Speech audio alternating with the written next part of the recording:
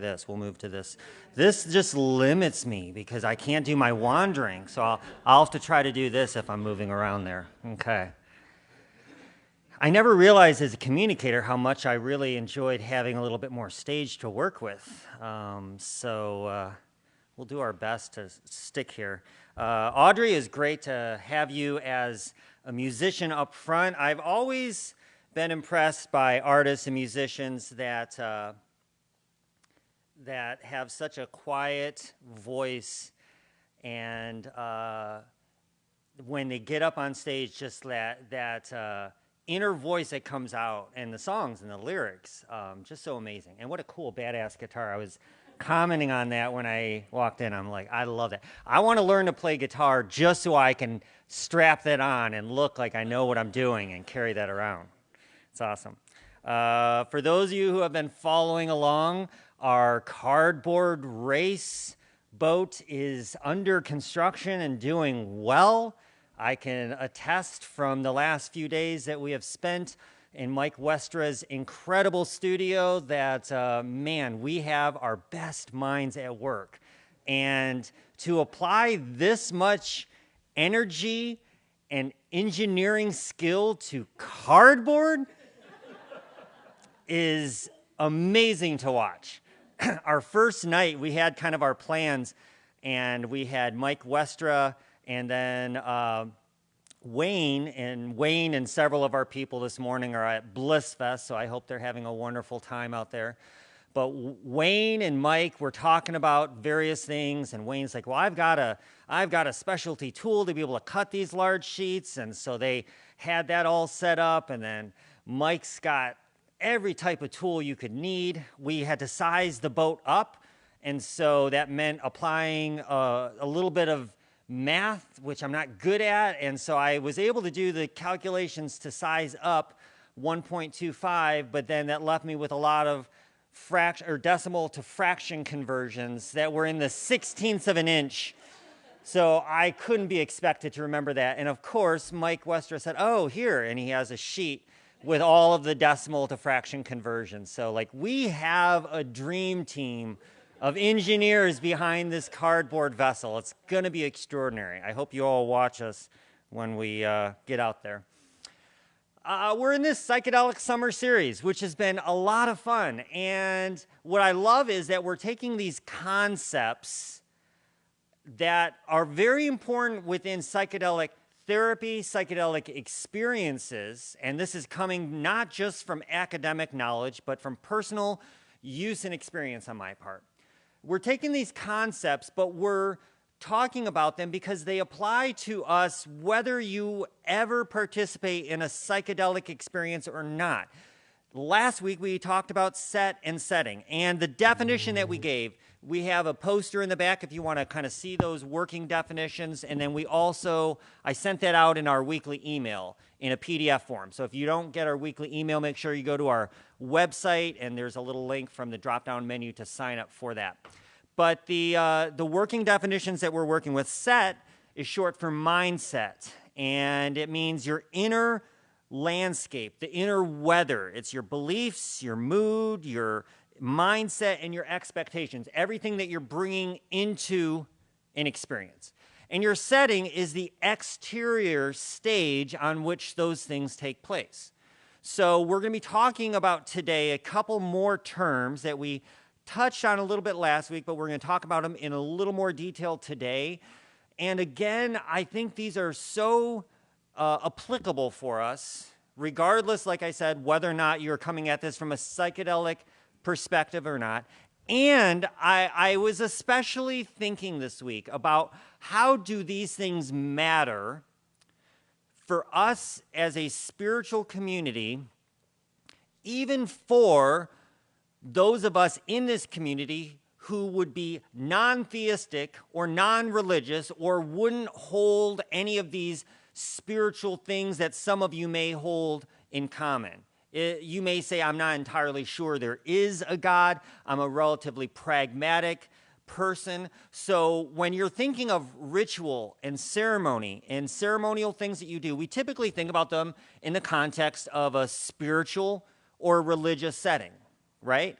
But we perform all forms of rituals, and all of us have participated in ceremonies, graduations and weddings and funerals, that don't necessarily have to be spiritual in nature. They can be experiential. So we're going to try to take these concepts and boil them down, distill them down to their essence so that we can say, okay, regardless of where you're coming at these questions from, they can still be applicable to you.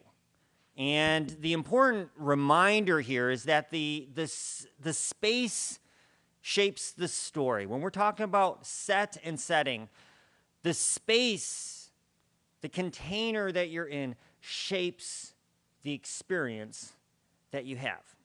So ritual and ceremony, we're talking about this as the meaning that we make together. What meaning do we bring to the actions that we are performing? So the working definition that we sent out in the email, and we're going to review that this week here, the working definition is ritual is any meaningful action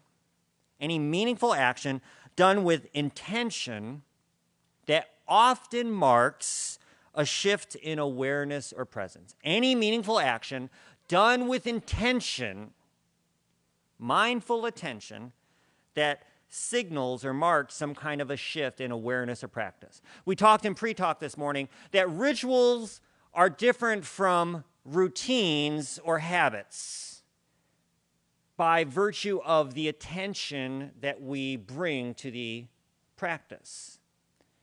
A ritual is any meaningful action done with intention, but a routine or a habit is the things that we tend to do, we call it on autopilot. You know, what's called when we're on the road and we're supposed to be going towards Spring Lake and we're driving, and just by accident, we're driving along, and next thing you know, crap, we're over the bridge and we have to go all and do the turnaround and come back around, right?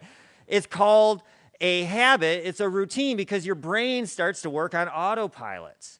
There are things that we do that we call muscle memory, right? We've done it enough that our bodies and our brain remembers that and almost kind of programs it into a different part of our brain that works on these non-meaningful actions, these things that we do without thinking that we're doing it. Now, here's the trick, though. A ritual, which is a meaningful action done with intention that can signal transformation. A ritual, if done enough or done with a lack of attention awareness, can very easily become routine. It can very easily become a habit. If anybody has grown up in any kind of a church that has had rituals or ceremonies, which we'll talk about in a little bit, you know that at one point maybe those things held meaning for you, but probably if you've done them enough, you got to a point where you performed them on autopilot and they started to lose their meaning. We've all experienced those things that you do it enough that it doesn't really break down. So rituals can be elaborate or simple. It can be as simple as lighting a candle, playing a song. It can be conscious breathing or breath work. It can be movements or motion, speech or song. What makes it a ritual is the meaning that we bring to it or the attention that we bring to this experience. It sends a signal to our mind and our body that we are preparing for some form of a transformational or a liminal experience. Rituals are things that are brought to mark transitions in life or meaningful experiences.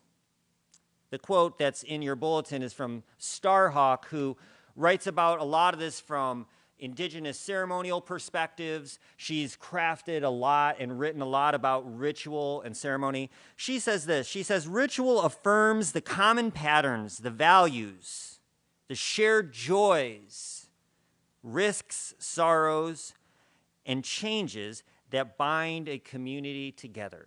We talked about this a lot in pre-talk. What is the place of ritual and ceremony specifically for a community like ours, a spiritual community made up of people who even can't agree on what the word spiritual means to them?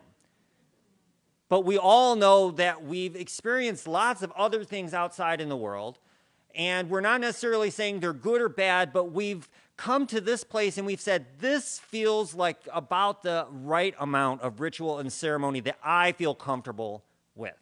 It doesn't involve forcing you to make declarations of beliefs that you don't find to be personally true. It doesn't require you to engage in experiences that run counter to your beliefs. We try to bring the intention to these gatherings that recognizes that we're a mixed group of individuals, but we have some shared values. So Starhawk says, ritual affirms these common patterns, the values and the shared joys, risks and sorrows and changes that bind a community together. Ritual links together our ancestors and our descendants, those who went before us and those who will come after us. And especially if the ritual that you are performing is an inherited ritual, one that has not been created by you or the people around you, but maybe was handed down, the more it's been handed down and the longer it has existed, chances are the weirder it may be from the outside looking in. Like, we grew up in a Western context, and many of us have at least been in a church that has performed or held a communion. How many of you have been in a building, in a ceremony or ritual where the act of communion, not necessarily Catholic or Protestant, but bread, which is kind of loosely, a lot of churches now go, these little styrofoam wafer things that are terrible, right? But they keep, and they're easy for the people who have to prepare it. The bread and then the wine or the grape juice, right? How many of you have been in a room where that has happened, okay? You didn't necessarily participate, but we're aware of that. But when you start kind of like poking at it and getting below the surface, like there's some really weird stuff that goes on there, especially if you're a Catholic. You may have heard the word transubstantiation, which is a fun religious word to say. Transubstantiation holds that in the act of performing the communion and the rituals that are held by the priests, that the bread turns into the literal, and they use that literal body and blood of Christ, right? So these things that are older have an oddness to them. Not necessarily, when I say weird and odd and strange, that's not necessarily bad. It's just that it represents something that has some depth to it. We also talked about the ceremony of a Passover Seder. And if you've had the chance to participate in that, especially if that wasn't your religious faith of origin that you grew up with, it's quite fascinating to hear the stories and connect the stories with the very tangible things that you're doing. It's no longer just a bitter herb, but that bitter herb represents a part of the story. The salt water represents the tears that are shed. And it's a very tangible way of experiencing a very, very old story. So rituals mark these transitions. They can oftentimes be older and handed down. And this is where we get into some of the woo-woo stuff. And I've really tried, especially in these last week's talk and this one and the next one that we're going to do, that is kind of like this little bookended definitions panel, if you will. I'm really trying to distill this down to recognize and to, at least explain it with as little woo-woo as possible. But it's hard when you're talking about things that are inherently strange and different. Example, we did during our Sacred Earth series an earth altar over here. Some of you remember that. Each week we had different pieces or things that you brought to participate in. Some of you liked that more than others. Some people said, I'm not very comfortable with the word altar. That feels very churchy and religious. I said, you could call it a table. It doesn't matter. But it's a little bit strange. Like, I'm going and I'm bringing a leaf or a nut or a twig or a stone. What is that? And I think it was during that time that I talked about how as a spiritual community, we have aspects of a church part of us, from the shared church experience that most of us bring into this, and we have this strong communal element that marks our shared values, and then just a weird sprinkle of some little weird cult shit that we do every so now and often to kind of like keep us on our toes. And my friend Ty back there commemorated that for me in a shirt that I'm going to wear to the picnic next week, so you can appreciate that. That it talks about the 3 elements. Now, these are not things that we talk about to the community, right? So this is inside language. I like talking about this kind of stuff on a mid-July Sunday because it's already like sparsely attended. Half of you decided to like sleep in this morning, and you woke up and you're like, do I really want to hear about ritual and ceremony? No, I'm going to sleep in a little bit longer. It's so lovely. But this little weird sprinkle of some cult shit that feels strange to us, kind of, there are a lot of things that we do that when you really kind of step back and look at it from the outside in can be like, well, that's strange. Why do we do that? What marks this particular ritual? And what we would say is that a ritual is anything that we're doing that has meaning or intention behind it. That's the key part there, that it's the meaning that we make together that defines our community. Each gathering that we have is only as meaningful, as impactful as what all of us bring together. Your individual mindset that you bring into a morning, the setting of how the morning feels, how comfortable is the room, how nice is it outside? Like this morning, we don't have the black backdrop curtains, and I feel like I have a nice angelic ethereal glow, right? So, you know, what is the room like? You know, what has the morning been like for you? You know, how much arguing and throwing of utensils was had in the car on the ride here? All of those things shape our individual, but they contribute to a shared experience that a community has together. And some of it can feel weird, some of the things that we do, but it's exploring what is the personal meaning and attention that we bring to it together. Even at C3, we have rituals. We have things that we do and have done for a while. Pre-talk and talkback is a great example of that. That's not necessarily something that's done in a lot of church or spiritual communities, but it is something that was done somewhere along the line. Someone came up with this idea, and they said, we're going to call it pre-talk and talkback, and here's how it's going to function. It's something we do every single week, and we have meaning and intention behind that. And if you don't think that we subscribe to rituals here, what would happen if one Sunday we ended the gathering and you walk back there and Patty and her team had not provided any small bites for us? And you're standing over, I could picture the whole group of us just kind of milling around the area, even though there's nothing on the table, and we're like, you know, doing that out of like, what's missing here? There's things that we do and things that we bring of various scales of importance. Is, you know, that not all things are equally meaningful. We talked about that in pre-talk as well.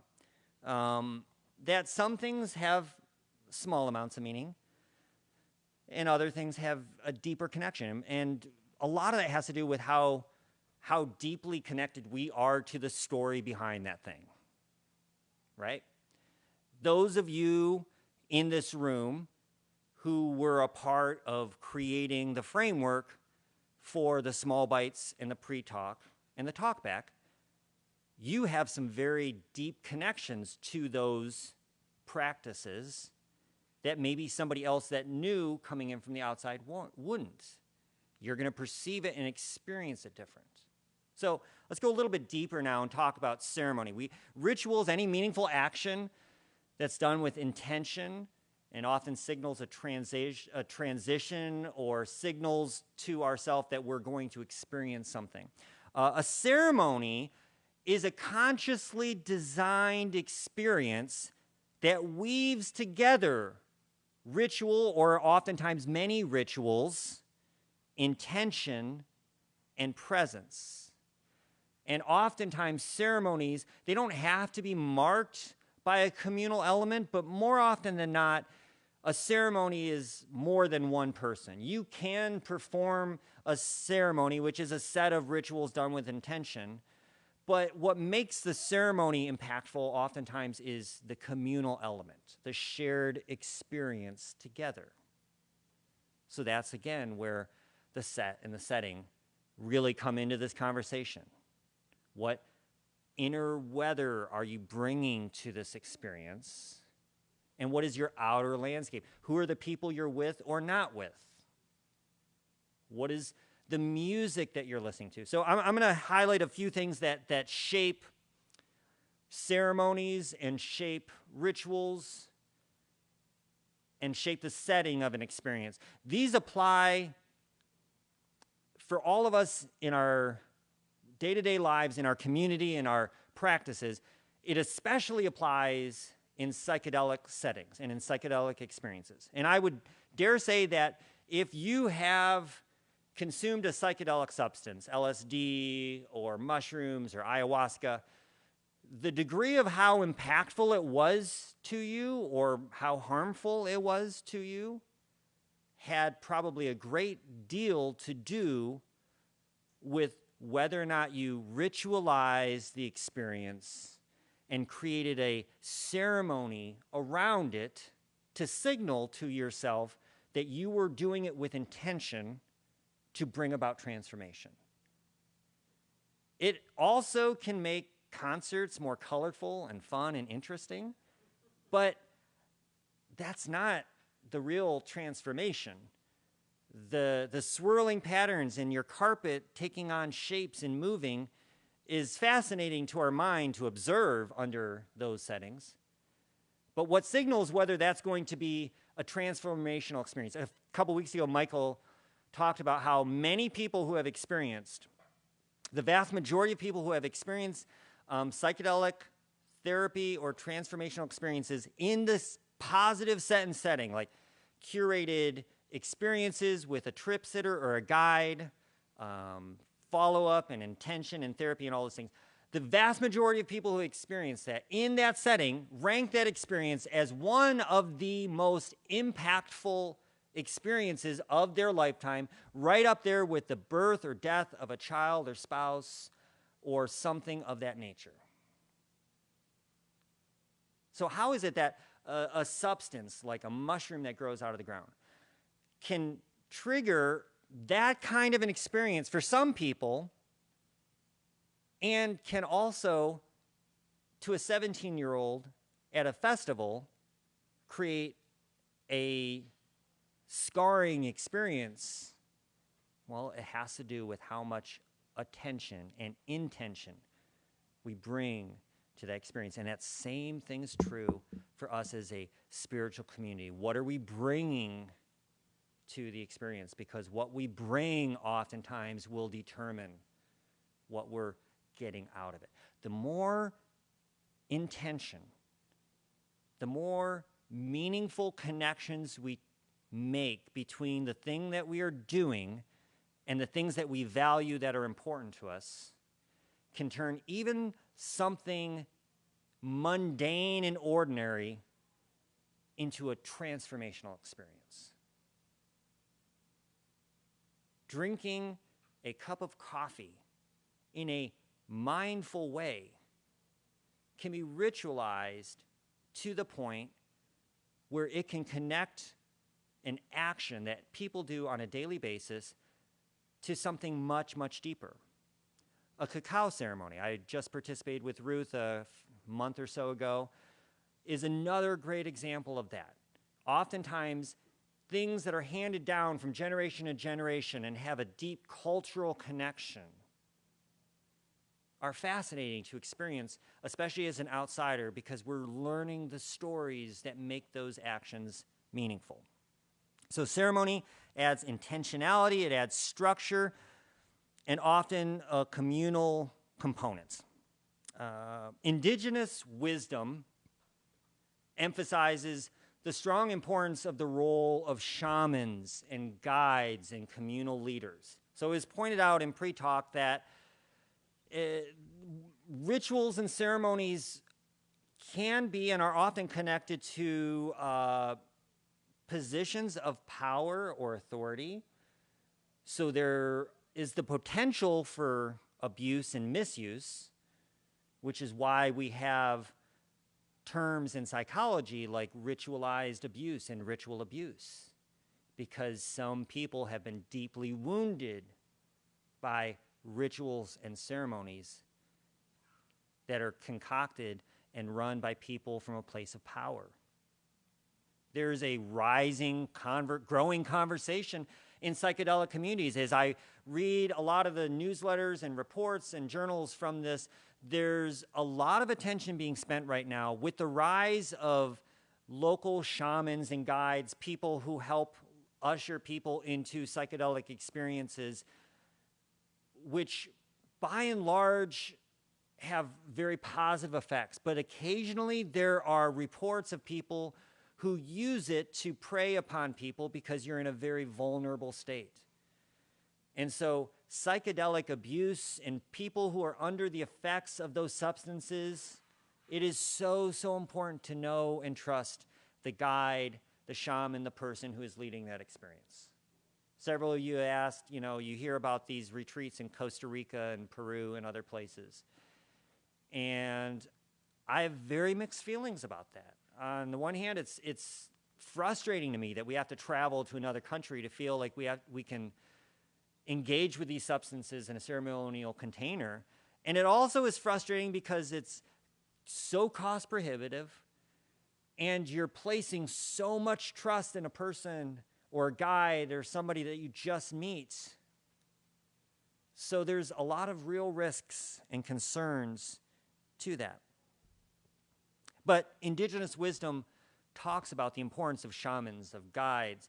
And that's something that, to be honest, we've lost and we never really had in a good way in our Western colonial context. Most of us, our experience of people leading ceremonies and rituals are pastors and priests and rabbis within the Judeo-Christian context. And you don't have to be that in touch with the news to recognize that there's quite a few of those people who use their positions of power as an abuse and abuse those positions and take even sacred experiences and muddy them with profane actions. So the meaning that we bring is so important. And as a community, the meaning that we make together matters. I said last week, and I said this in the newsletter, when it comes to set and setting, that setting piece being super important, this exterior part of our world. Because I said our mindset, remember, is like the Michigan weather. It changes very quickly. You can walk in, have a bad morning. By the time you leave, after some coffee and conversations, you've walked out and the day has changed, right? That's how malleable your mindset is. Your setting is super important. And you and I are the setting for one another. To think about that when we conduct these ritualized experiences, when we come together and we sit in our chairs and we face a certain way, and we say things in a certain way and do things in a certain way, you and I are the ones that bring the setting to everyone else in the room. We can help change the weather just simply by the attention that we bring. I want to read this last quote here by Robin Wall Kimmerer. We've quoted her so much this year. This is from Braiding Sweetgrass. And this is kind of an important distinction when it comes to ceremony. And it's a rabbit trail I wish I could go down. There's a whole bunch of interesting conversation to be had. Maybe we can have it in talk back afterwards. But Robin Wall Kimmerer says, many indigenous traditions still recognize the place of ceremony and often focus their celebrations on other species and events in the cycle of the seasons. In a colonist society, in a colonial society, the ceremonies that endure are not often about land, they're about family and culture. values that are transportable from the old country. So think about that. Like for us in a colonial context, most of the ceremonies that we participate in are ones that mark moments or dates or actions and things and are less connected to the land than many indigenous traditions. Many of the indigenous traditions that have these ceremonials containers, these powwows, are deeply connected to the land because it matters so much to them. Ceremonies from the land, Robin goes on to say, had no doubt existed there, but it seemed that they didn't survive immigration in any substantial way. I think there is a wisdom in regenerating them here as a means to form bonds with the land. That's just an interesting idea that I'd like to leave in your brains to noodle on this week. What are the ways that we can bring meaningful actions that connect us deeper to the land? What are the ceremonies, the rituals that we do as a community together? And why do they matter? What rituals have turned into routines that we need to rethink? These are the questions that we're having, and I appreciate you having this conversation together. Let's welcome Audrey back up as she wraps our morning up there. And while she's coming up, everybody give a big hand for Chase, who hit it out of the park with his meditation chime today. You know, sometimes when you hear the meditation chime, you're like, did that just start? I think it's starting right now. Is now the moment of silence? And he must have had his Wheaties this morning, because that was a solid meditation chime. I felt very embodied in that moment of silence. And thanks also to Rod for that wonderful thought. So let's carry these words in conversations, and let's try to get them out of our head and into our bodies and live them out. And let's keep having these conversations because they matter. Thank you.